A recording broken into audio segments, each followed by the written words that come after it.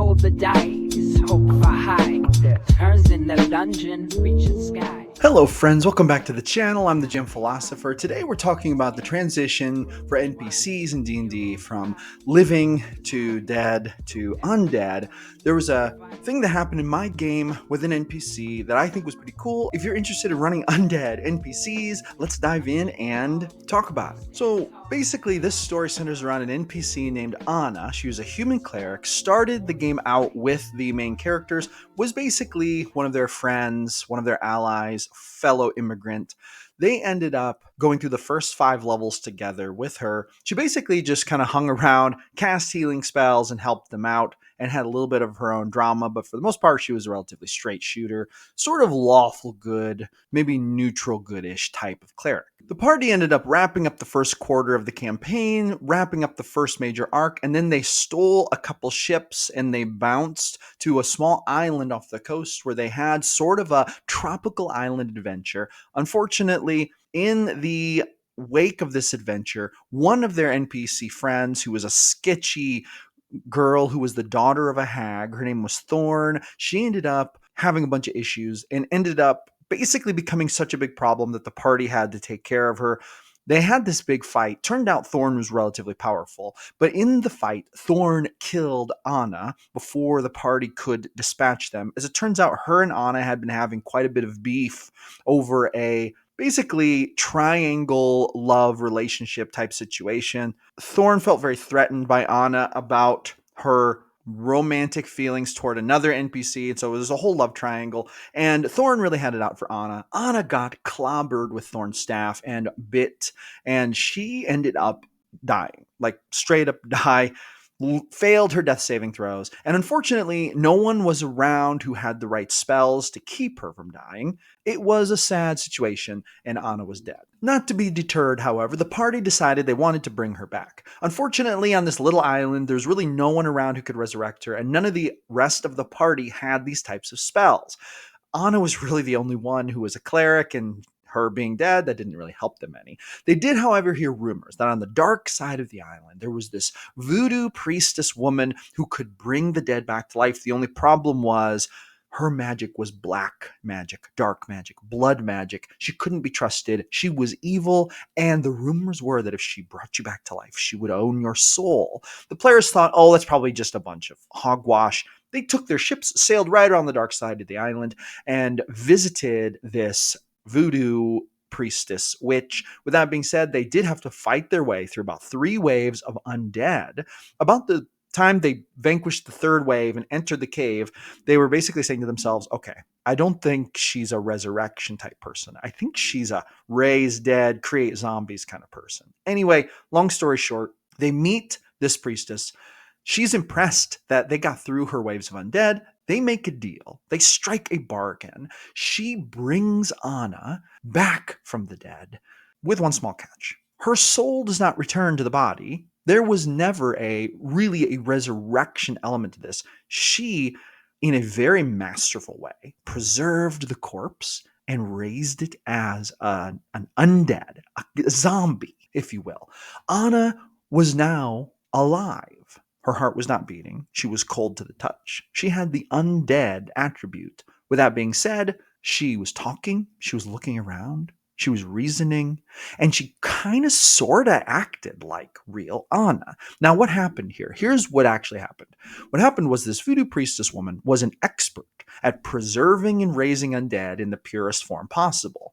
She was very upfront with the party. Her soul will not be coming back.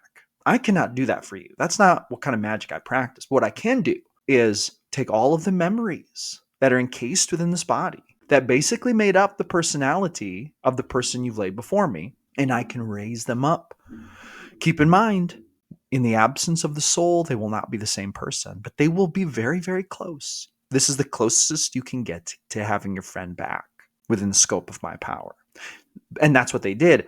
And so this version of Anna was undead. And let me tell you, this was only the beginning of a very weird and strange arc for this character. By the way, do you struggle to come up with plot arcs on the fly? If so, I have the perfect tool for you. It is called My Ultimate Plot Randomizer. It is a free ebook. When you join my email list, you can download this for free. You'll get the link in your first email. It contains 4 D100 tables that will let you roll random plot arcs whenever you need them. Roll the hook, the conflict, and the conclusion, and even add wild and wacky stuff all right there. Download this, print it out, add it to your tool collection, and you will never go without another plot arc again. I give this away for free to help you create awesome plot arcs just like I do. I use this in almost every single session, and you are not going to want to miss out on this, so make sure you grab this. So this is basically what happened.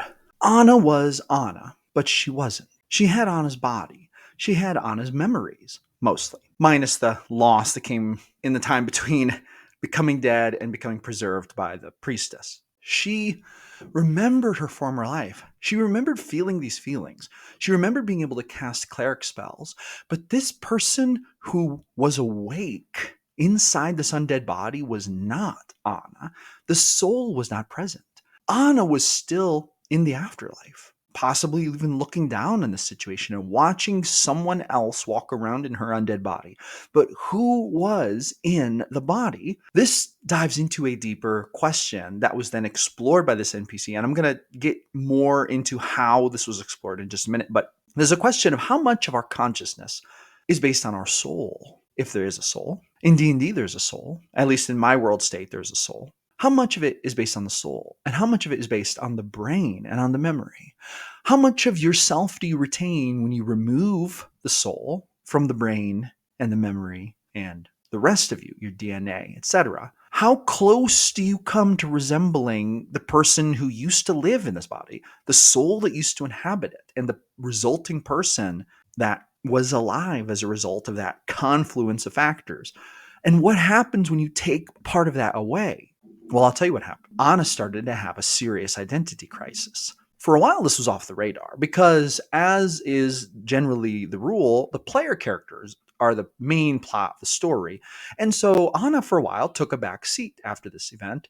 She manned the helm at the ship because now, as an undead, she did not have to sleep. So she could take the night shift and man the helm all night long. And of course, she was Anna. She was a trusted compatriot of the group. They'd been with her since the beginning, albeit there were some differences now. Now, she had no relationship with her god. She remembered praying to her god, goddess, I should say. It was the goddess Thalreen of the ocean, which is a goddess in my homebrew world state. But she used to pray to Thalreen. She remembered this. She remembered very viscerally feeling a connection to this goddess. But that connection did not exist now. Where did it go? It is quite possible, and this is her theory, this was her theory, that the strongest elements that made up her relationship with her goddess left her when her soul departed, and they're now not there. Thinking about communing with the goddess was in a lot of ways like remembering a dream where you communed with a goddess, but then you wake up and reality is different. She had no connection with her goddess. It was blank. It was vacant. There was radio silence. So she lost the use of her spells. Now she was an undead cleric with no spells. Really, the only thing she had going for her at this point was that she was a war cleric, and so she gets an extra attack. And so she'd get 2 attacks per turn. That was really, at this point, the main benefit to her being a cleric. She was kind of like a really not so effective fighter now at this point. So that wasn't the only thing that was weird, though. She knew that her previous iteration, the version of her that had a soul, or the Anna that inhabited this body before she did, or maybe to be more specific, the version of her that existed in this body before part of it left, had a romantic connection with one of the player characters. But after the transition to undeath, that was also like a memory. She remembered feeling a certain way, and she would often use language like, my predecessor had very strong feelings for you. She started to talk like this. She would start to say things like, my predecessor would have done this, but now I'm not so sure, right? So this undead version of Anna, without a soul, was in many ways like a newborn creation laid over the template of all of the past memories and things that had happened. This new version of Anna was trying to make sense of a world where she just woke up one day with a half memory of who she had been, feeling like a part of her was gone, and then coming to terms with the fact that this seemed to be the new normal. And over time, she started to find her own identity. And this was in the background. She wasn't like a primary character in the campaign right now. So a lot of this was just happening. The players didn't even know, but she was going through these things where she was thinking to herself, my predecessor would have done this, but I don't know that I agree. And at first, this made her feel like she was less than, but she started to feel like, no, you know what? I've been given a chance. I'm a living thing. But she wasn't a living thing, but she was. She was not living. Her heart was not beating. Blood didn't circulate. She was very well preserved because the priestess used magic on her that would preserve her very well. So she didn't really look like a decaying corpse. She looked like a very gray toned, like pale, sickly human. But for the most part, she looked relatively normal, even down to her eyes, which functioned relatively well. With that being said, she began to have an identity crisis, and she began to separate from the version of her that was, because she was a new creature. She was a new creature that had the memories from a former self who inhabited this body, but now the memories had to do their own thing. And the version of her that existed absent soul was a different version of her than the version that had been. And so here's what ended up happening. What ended up happening was the group ended up visiting the city in my world state, and the city's nicknamed, I can't remember exactly what the name of the city was, but the city was nicknamed the City of Dreams. And the patron god of this city, his name is Alzul, and he's like a god of mirages, trickery, and dreams. And there's an interesting situation going on in the city where they're experiencing a dream plague, and they believe that somebody is trying to mind control the masses through this dream magic. And Alzul, who is a very chaotic god, has sort of been on the lookout for a fun champion or group of champions to kind of represent him in going through the process of stopping this dream plague. Alzul doesn't want the dream plague, but he's not in a super big rush to knock it down, and he wants to do it in an entertaining fashion. So the party gets there, and unbeknownst to them, they are chosen by Alzul, and they end up getting sort of like ambushed and then drugged into this stupor sleep situation where they all kind of fall asleep, and it's a magical sleep. So even Anna, who's undead, actually fell asleep for the very first time since she had been alive. She falls asleep. And here's what happens. During this time, 3 different members of my group that I play with, my core group, who are also GMs, run one-shots in what is called the dream world. They each can get their own world. They can do whatever they want. But the idea is the players need to go into the dream world and basically retrieve 3 keys from the dream world that they can then use to defeat the person who's orchestrating the dream plague. So I became a player for 3 sessions. It was actually 4 sessions because one of the players ran actually a 2-session arc instead of a one-shot. But we had 3 different arcs, basically all in the same night, but they were all 3 adventures the players had to go on to collect these dream keys. And I became a player, and I played Anna as a player character while the GMs of these sessions were running these sessions. And then Anna got a lot of development, and she learned quite a bit about her stuff. Let's talk about that for a second. Real quick, speaking of one-shots, I have recently created my official 2024 holiday one-shot, A Silent Winter's Night.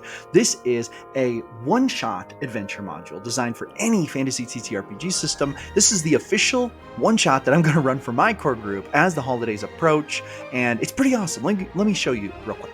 The story behind this one-shot is that Father Winter, a lesser deity charged with protecting gift-giving and holiday cheer across the realms, is kidnapped by a cyberpunk wizard who wants to drain holiday cheer from all of the known worlds to help his world, which has been overrun by these do-everything machines that drain holiday magic and basically are draining the life force from the world itself. The player characters happening across the scene of a sleigh accident realize that Father Winter is real, has been taken as a prisoner, and they need to follow a string of clues, solve puzzles, and engage in some zany combat with magical snowmen, giant falcons, a giant yeti monster, and the wizard himself to save the day. This adventure includes all kinds of fun, awesome classic fantasy tropes, and holiday surprises. It's easy to follow, laid out so that any GM can crack it open and get rolling,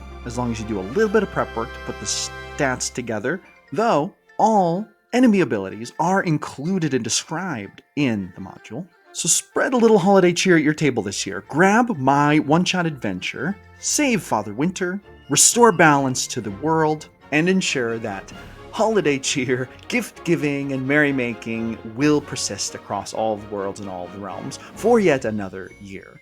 This one-shot module is available in a hardcover version. It is available in a softcover version that's kind of like a very sturdy comic book, or as a super affordable ebook download for those digital savvy GMs who prefer to have all their stuff on the cloud. The link is in the description. Pick it up today and make your holiday TTRPG playing just a little bit extra magical. So here is the situation, and really this is going to kind of bring to a close my discussion about living characters who then die, who then become undead. Here's the thing.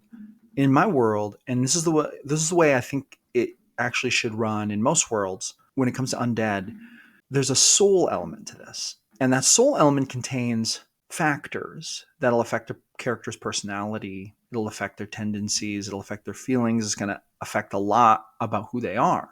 But when that is gone, it doesn't necessarily mean the end. Some people might roleplay this as being, now it's a random, mindless corpse, but the specific nature of the fast action taken by the party to get her raised up, coupled with the mastery over preservation of undead by this voodoo priestess woman, these things added together made for a unique situation for this player character, or rather for this NPC. And when I role played this NPC as a player character over the next 4 sessions that were being run by members of my group as one-shots in this dream world arc, I came to realize that she was having a full-blown identity crisis because there was a part of her that felt dislodged because she was not the person she used to be. And this led to her fearing that she was not a person at all, a nobody. All she was a deficient version of the version of herself that she was when there had been a soul there. But now she was just less than, and that was it. But she's learned something through this experience. And here's what she learned. She learned that if she wants to become something, she needs to step up and become it. And she can't tie herself to the version of her that she was before. As a result, she has had a bit of an alignment shift. She's become a chaotic good character instead of like a neutral good or sometimes even a lawfulish good character. She has decided that she wants to continue to be a cleric. She knows all of the ins and outs of the religious experience, but she does not have a relationship with a god or goddess, and the goddess that she once served, there's just no connection there. And to be honest, it's not even the connection she would want. Who is she going to end up approaching to be her patron god or deity?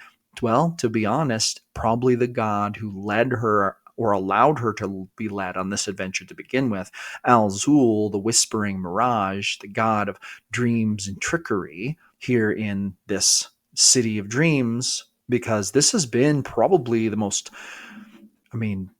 important arc of her character journey post being raised as an undead creature. And this is going to have some fun roleplay implications for her when she does make appearances and have important roles in sessions to come. Now, obviously, NPCs don't have as big a part as player characters, so she doesn't get like a ton of attention time. But when she does, this is something that I'm continuing to develop with her. And I think that this same arc could be used by player characters. When you have player characters who die, sometimes what is done about that is a big question. There might be situations where they get raised back up. Okay. Does it go without a hitch, or are there little glitches? Are there little problems? Do they get reincarnated? What happens to the soul when they do? What feelings of like not being in the right body might they have? What about with being raised as an undead creature? How is this going to affect their character? How's it going to affect how they feel? How's it going to affect the way they see the world? How is it going to affect the way they make decisions moving forward? a lot of times I like to role play these out with characters in just different ways. Like maybe they'll hear voices. Like a lot of times that's how I like to bring about like if they're having like an emotional crisis or something, like I don't think that it's accurate for me to say to a player character, you are feeling very sad about being in the wrong body. Like I don't, that's not something that I as a GM have power or control over. But at the same time, emotions oftentimes are things that we battle with that we don't even completely have control over. So the way I'll role play it out is I try to role play out the feelings. Maybe I'll role play out a voice talking to the player character, like when they're alone or looking in the mirror. There'll be an image of what they used to look like, and it'll taunt them. It'll say, "You are not what you once were. You're nothing now. Look at you. You used to be a beautiful elf. Now you're a honey badger," or whatever, right? So it's like, I have these voices taunt them. It's a lot of times it's themselves, or sometimes it's some, enemy they faced in the past, or just a dark ghostly form. But this is how I will try to make emotions manifest, in the sense of battling the emotions on the part of the player characters. And then they can deal with it how they want. They can either say, yeah, it's getting to me, or they can say, no, it's not getting to my character. My character just shoos it away. And boom, that is them role playing out their battle with their own feelings in regards to what's going on. And let's be honest, if you have been alive and then you end up dead, and then you come back as an undead, or you persist as an undead, there's going to be probably some level of identity crisis you're going to have to go through. There's probably going to be a reimagining of who and what you are, and coming to terms with that. And especially if you're still relatively emotionally sophisticated in the wake of that transition. So anyway, there you go. That is going to conclude my thoughts on the whole living to dead to undead transition thing. And I hope that this has given you some food for thought that you might use in your own campaigns, a little inspiration for how to deal with that living to undead transition, and how you can make undead characters actually pretty deep and interesting. And with that being said, that's going to conclude my video. Please give me a thumbs up, hit that subscribe button, and drop a comment. Let me know what you think. I'm here every single day creating videos about the best game in the world, D&D. So hey, I will see you awesome people on the next one.